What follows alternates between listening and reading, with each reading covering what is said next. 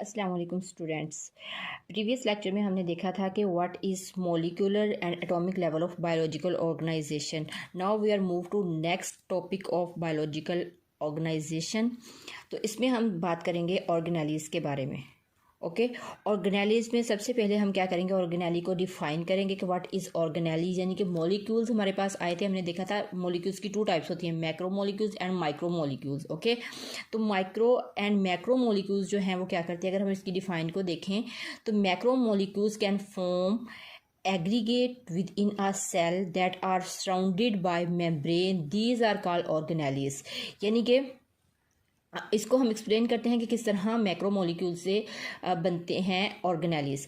अब micro molecules क्या करेंगे, अपने आप को इकट्ठा करेंगे। इकट्ठे करने के बाद वो एक स्ट्रक्चर बनाएंगे और उस स्ट्रक्चर को वो सराउंड करेंगे मेम्ब्रेन से, और उस स्ट्रक्चर्स को हम कहते हैं ऑर्गेनेलीज।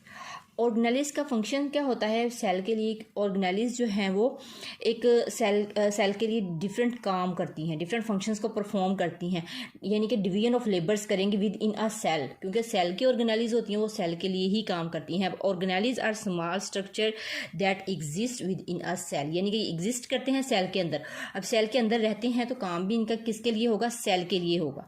ओके, तो यहाँ अगर हम इनका काम क्या है, ये डिवीजन ऑफ लेबर्स कर लेंगे। ठीक है, डिवीजन ऑफ लेबर में क्या होगा कि हर ऑर्गेनेली अपना एक अलग फंक्शन परफॉर्म करेगी। अब एक ऑर्गेनेलीज में अगर हम एग्जांपल्स की बात करें तो जैसे हमारे पास माइटोकॉन्ड्रिया, क्लोरोप्लास्ट को मैंने यहाँ पे स्ट्रक्चर्स से बताया है, और इसके अलावा भी बहुत सारी ऑर्गेनेलीज होती हैं जैसा कि ribosomes, nucleus, Golgi apparatus, endoplasmic reticulum. तो ये सारी सेल की ऑर्गेनेलीज होती हैं। अब सेल की ऑर्गेनेलीज का फंक्शन मैंने आपको बताया कि ये डिफरेंट फंक्शन करती हैं, डिवीजन ऑफ लेबर्स कर लेती हैं। फॉर एग्जांपल जैसा कि हमारे पास एक ऑफिस है, तो ऑफिस में क्या है, डिफरेंट वर्कर्स होती हैं। अब हर वर्कर का अपना अपना काम होता है। ऑफिस एक ही है लेकिन उनके अंदर क्या है, वर्कर्स हैं। अब इसी तरह सेल एक है लेकिन उनके अंदर ऑर्गेनेलीज क्या है, वर्कर की तरह ही हैं। उन्होंने सेल के लिए काम परफॉर्म करने हैं, डिफरेंट फंक्शंस को परफॉर्म करना है। अब फॉर एग्जांपल यहाँ पे मैंने थोड़ा सा माइटोकॉन्ड्रिया एंड क्लोरोप्लास्ट की बात की है, बाकी भी मैंने आपको एग्जांपल बताई है, वो भी आप नोट डाउन कर लें। और आप अगर आपको पेपर में पूछा जाता है तो आप उसको एज इट इज़ मेंशन करेंगे एग्जांपल्स को। ठीक है, अब माइटोकॉन्ड्रिया एंड क्लोरोप्लास्ट। अब माइटोकॉन्ड्रिया एंड क्लोरोप्लास्ट ये दोनों प्लांट्स में भी पाए जाते हैं, और लेकिन क्लोरोप्लास्ट जो है वो सिर्फ और सिर्फ प्लांट में पाया जाता है, माइटोकॉन्ड्रिया एनिमल्स में पाया जाता है। और एनिमल्स के अंदर जो है वो क्लोरोप्लास्ट नहीं होता। ठीक है, लेकिन प्लांट के अंदर क्लोरोप्लास्ट भी पाया जाएगा, माइटोकॉन्ड्रिया भी होगा। ओके, तो माइटोकॉन्ड्रिया के यहाँ पे स्ट्रक्चर है, देखिए यहाँ पे माइटोकॉन्ड्रिया का स्ट्रक्चर मैंने जो है वो ड्रा किया हुआ है। अब मैंने आपको बताया कि ये क्या करते हैं, मैक्रो मॉलिक्यूल्स एग्रीगेट होकर सराउंड करते हैं मेम्ब्रेन से। अब ये इसकी आउटर मेम्ब्रेन है and this is inner membrane and cristae matrix. ठीक है, ये जो है वो माइटोकॉन्ड्रिया का स्ट्रक्चर है। अब यहाँ पे स्ट्रक्चर बनाना चाहें आपकी अपनी मर्जी है, लेकिन आप ना भी बनाए तो सिर्फ एग्जाम्पल से भी आपका जो है वो क्वेश्चन पूरा हो जाएगा। अब इसका फंक्शन क्या है? ठीक है, इसका फंक्शन है produce energy to power the cell. ये सेल के लिए एनर्जी प्रोड्यूस करता है, इसीलिए हम जो माइटोकॉन्ड्रिया इसको हम powerhouse of a cell भी बोलते हैं। क्या बोलते हैं इसको? Powerhouse of a cell. ठीक है, इनके सेल का पावर हाउस है। इसका फंक्शन क्या होता है? सेल के लिए एनर्जी को जनरेट करना, और वो ही एनर्जी सेल एक्वायर करेगा और अपने डिफरेंट फंक्शंस को परफॉर्म करेगा। अब सेल को एनर्जी क्यों चाहिए? ठीक है, सेल को एनर्जी चाहिए। हमने फर्स्ट लेक्चर में क्या देखा था? हमने देखा था कैरेक्टरिस्टिक्स ऑफ लाइफ। ठीक है, अब सेल का आपको पता है what is cell? Is a basic structural and functional unit of life. तो लाइफ का कैरेक्टर है कि वो क्या करेगा, वो अपने आप को ग्रो करेगा। ठीक है, अपने जैसे डिफरेंट ऑर्गेनिज्म को प्रोड्यूस करेगा।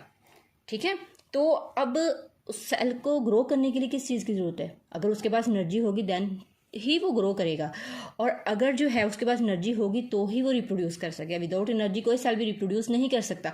अब जितनी एनर्जी जो है माइटोकॉन्ड्रिया प्रोवाइड करेगा उतना ही सेल के साइज में इजाफा होगा और सेल अपने डिफरेंट फंक्शंस को ईजिली परफॉर्म कर सकेगा। ठीक है, अगर फॉर एग्जांपल अगर इंसान की ही हम एग्जांपल ले लें तो हमें पूरा दिन जो है वो गुजारने के लिए एक फुल एनर्जी की ज़रूरत होती है। और वो एनर्जी हम क्या करते हैं, एनर्जी हम काम करने के लिए यूज़ करते हैं। एनर्जी मैंने पहले भी आपको बताया क्या होती है, कैपेसिटी टू डू वर्क।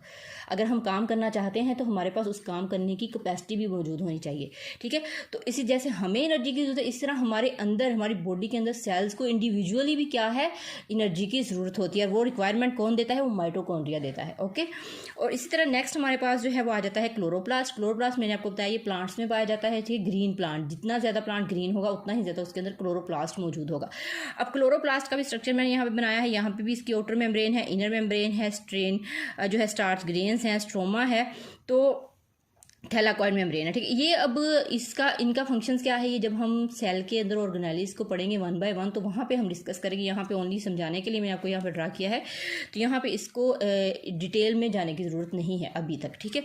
और इसका फंक्शन क्या होता है, in green plants to utilise the energy in sunlight to make sugars, यानी कि ग्रीन प्लांट के अंदर पाया जाता है और ये सन से एनर्जी को यूटिलाइज करता है और एनर्जी को, उसी सनलाइट को यूज़ करते हुए ये प्लांट के लिए क्या बनाता है, शुगर बनाता है, ठीक है। शुगर क्या है, प्लांट की खुराक है। तो इसी तरह हम क्लोरोप्लास्ट को kitchen house of a cell भी कह सकते हैं, ठीक है। अब जैसे हमारे घर का किचन है, उसमें क्या होता है, हमारे लिए फूड प्रिपेयर होता है, इसी तरह प्लांट का फूड कहाँ पे प्रिपेयर होता है, क्लोरोप्लास्ट में प्रिपेयर होता है।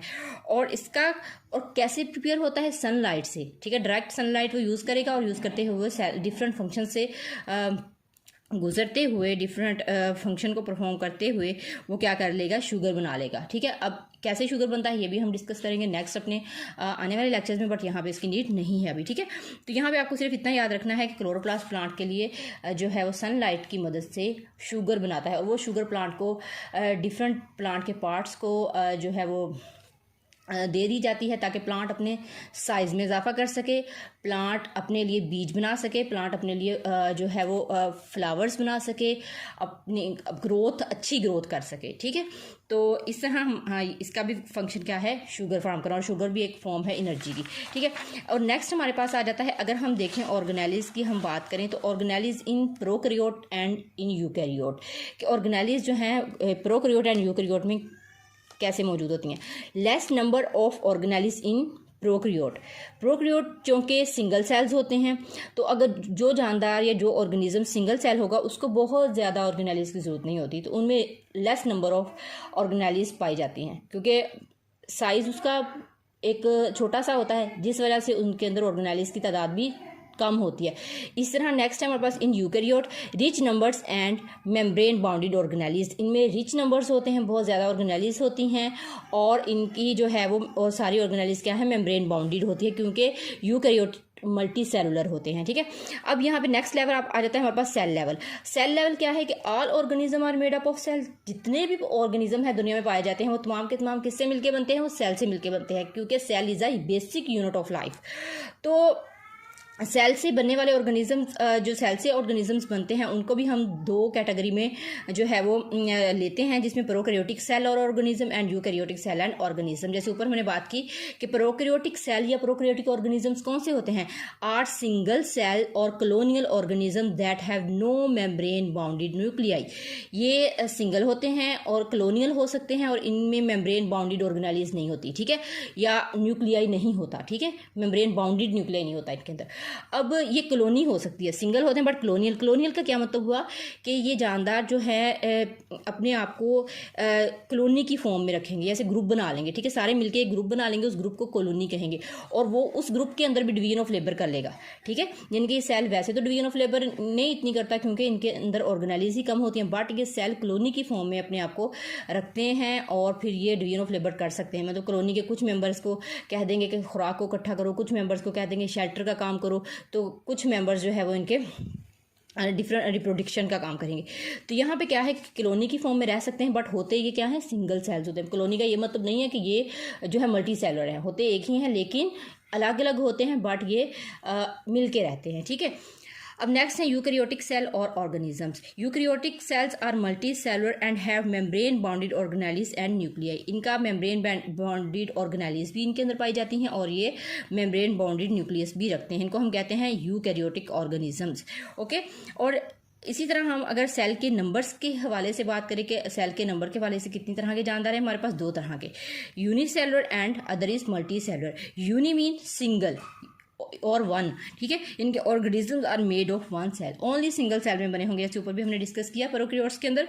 तो ये यूनिसेलुलर होते हैं, प्रोकैरियोट्स क्या होते हैं, यूनिसेलुलर होते हैं। तो इसमें एग्जांपल्स आ जाती है बैक्टीरिया एंड प्रोटिस्टा, ओके। इस तरह हमारे पास जो है मल्टी सेलुलर ऑर्गेनिजम्स हैं।